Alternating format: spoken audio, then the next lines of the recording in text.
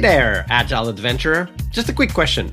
What if, for the price of a fancy coffee or half a pizza, you could unlock over 700 hours of the best Agile content on the planet? That's audio, video, e-courses, books, presentations, all that you can think of.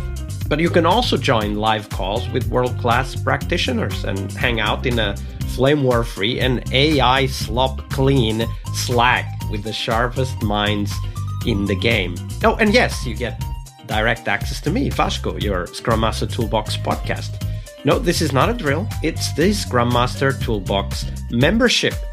And it's your unfair advantage in the Agile world. So if you want to know more, go check out scrummastertoolbox.org/membership. That's scrummastertoolbox.org/membership. And check out all the goodies we have for you.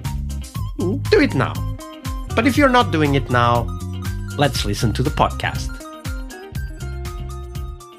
Hello, everybody. Welcome to our Team Tuesday. And this week, joining us is Mariano Gontchar. Hey, Mariano, welcome back. Hello, how are you?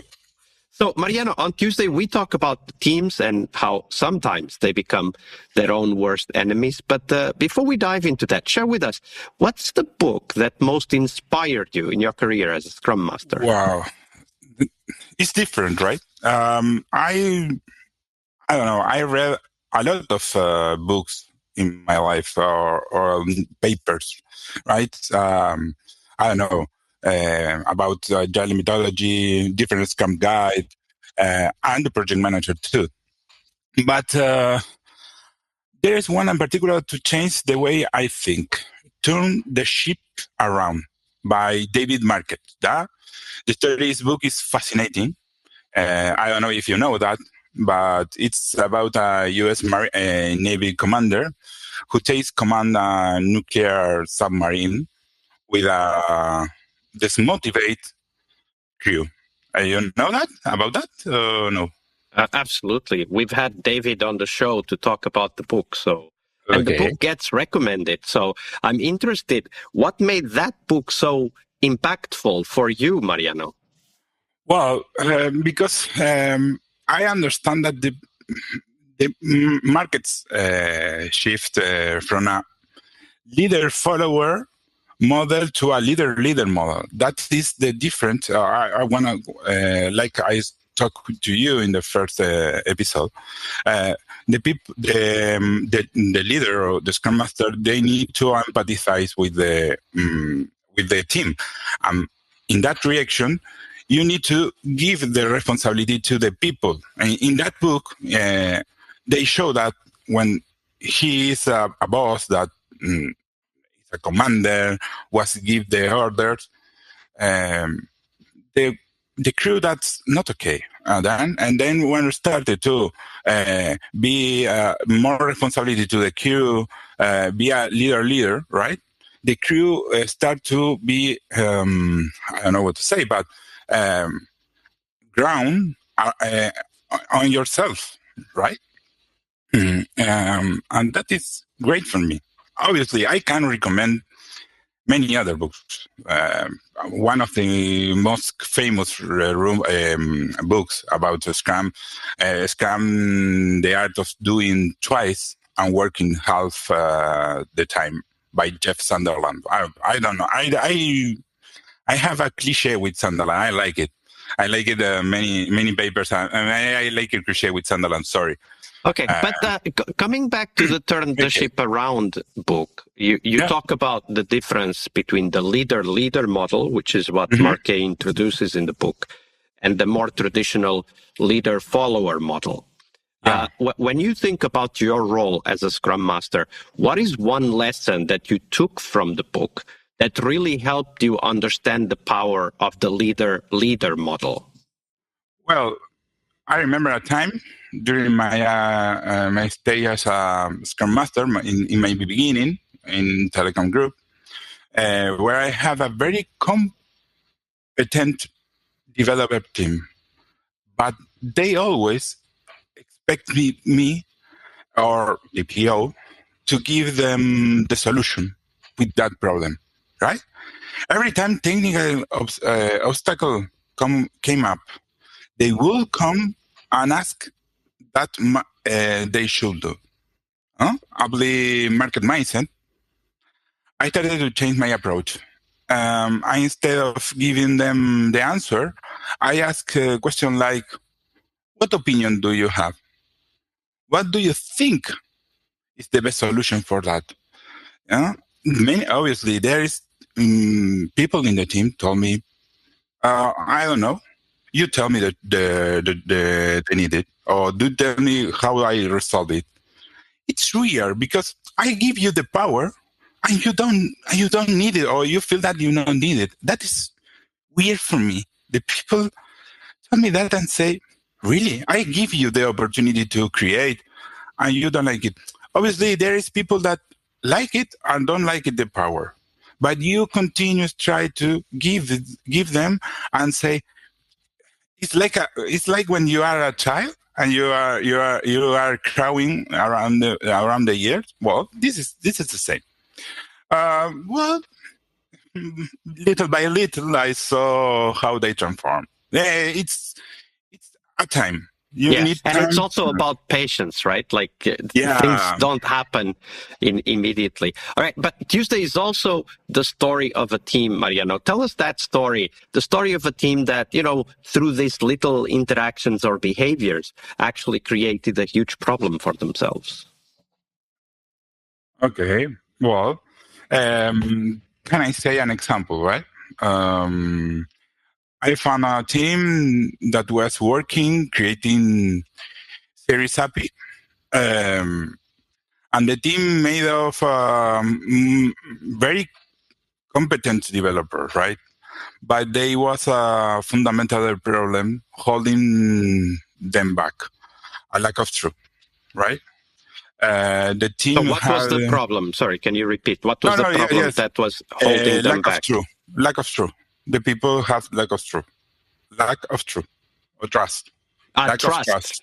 Lack of trust. Lack of trust. Now I understand. Okay, no, sorry, in my English. They have this problem, lack of trust. The team have divided into clans. Yes, the back end and the front end. It's similar. In many teams that happen, clans in a team. So what you're describing is that these clans didn't trust each other. Yeah, obviously it's like that. Yes, they don't like it. I don't trust you between them. If you something happen in an API, front end say the problem is the backend, and the backend say the same. Finger pointing, right? Yeah. So how did you help them? Like, okay, the problem is quite clear, right? Like once you start seeing it, you go like, okay, problem, this is not going to work. So how did you help them? I feel it, but I can't show you because if I create a retrospective, we started to talk. Nobody say nothing. Don't say it's okay. So they couldn't see the problem. Yeah, exactly. And this is difficult because if you say you have a problem, it's not the way to be a great Scrum Master for me, for example. You need to facilitate the conversation, not create the conversation and say that is the problem, the solution is that. Yeah, you need to create an ambient or situation that the people understand what is the real problem. Then, I continue because the important self-destructive behavior led to an increase in lead time. We started with a lead time increase, right? The number of bugs increased. We started to get some signals, but nobody believe that there is a problem. And also probably they said it's not my problem, it's their problem anyway, right? So exactly. Lead time grows, bugs grow, but it's not my problem, it's their problem. Exactly. The leak is in your side of the boat. Exactly. Exactly. Or the problem is you don't understand our problem, or I don't know. how did you help them see the problem? It's simple, but it's complicated to understand in that time. Um, I create a retrospective, like another retrospective too, and I say, okay, don't put with this the problem in that sprint. Put with this your fear. With this your fear, or most important fear, anonymous, right, in a sticky note. Um, the things come up like fear of my code being criticized, or fear of asking for help because I be seen a less competent, right? They feel that not good, and say, obviously, it's we talk in this retrospective. Um, uh, who criticize your work, or who say that you are not competent because you don't understand anything, or something impunctual, and say all the people try to say PO. It's weird, but the PO have some technical knowledge and was completely involved in definition. That is the bad things, right? He say how to solve a need and evaluate the performance of the team members, because the PO, it's a PO, but feel like a boss, right? That is weird, but it's happening in the real life, that PO is feel like a boss. So that And was the trigger of the fear, was the PO's attitude. yeah. So were you able to change something about it? Did they talk to the PO? Like, what happened next?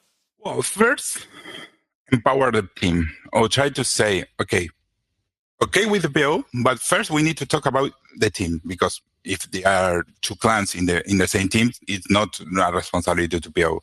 It's the responsibility to the team, and say, okay, front end, back end, try to work together. Try to create. If you the problem is PO, create a specific situation that don't invite the PO.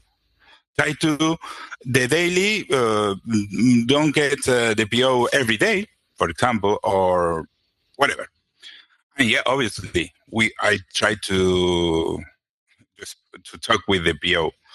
Many POs understand. Oh, this PO it was particular because continues creating he's a leader, he is a boss, he have the all these people in her structure.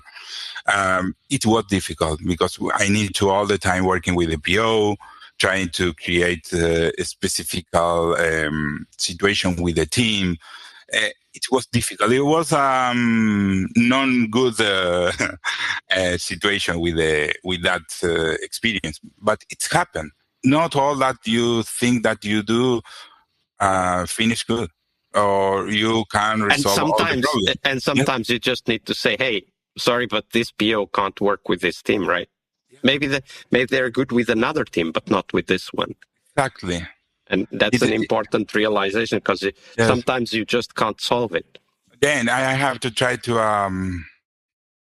an experience that doesn't work, and it happened. Don't feel bad. Obviously, I feel bad in this time, obviously, because I can't resolve. It's my first or second job in Scrum Master. Say I am not good being a Scrum Master, maybe, but I understand that it's not the important thing. You try to do all the things that you feel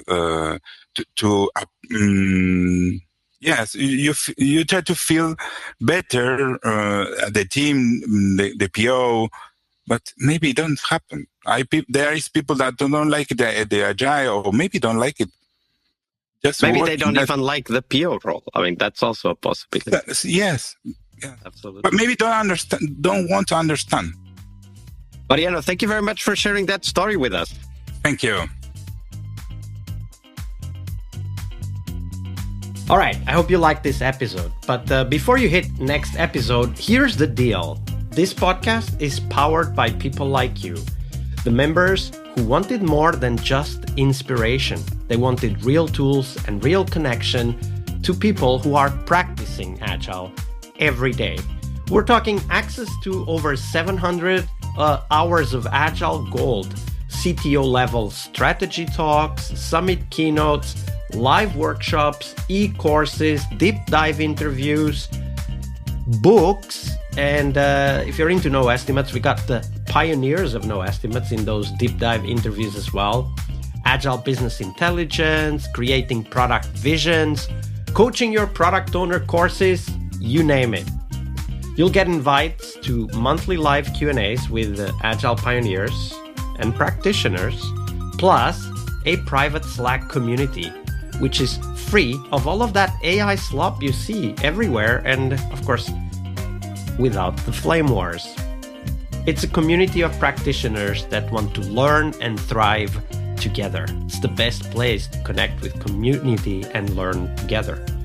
So if this podcast has helped you before, imagine what you will get from this podcast membership. So head on over to scrummastertoolbox.org/membership and join the community that's shaping the future of Agile. And we have so much for you. So check out all the details at scrummastertoolbox.org/membership, because listening is great, it's important, but doing it together, that's next level. I'll see you in the community Slack. We really hope you liked our show. And if you did, why not rate this podcast on Stitcher or iTunes? Share this podcast and let other Scrum Masters know about this valuable resource for their work. Remember that sharing is caring.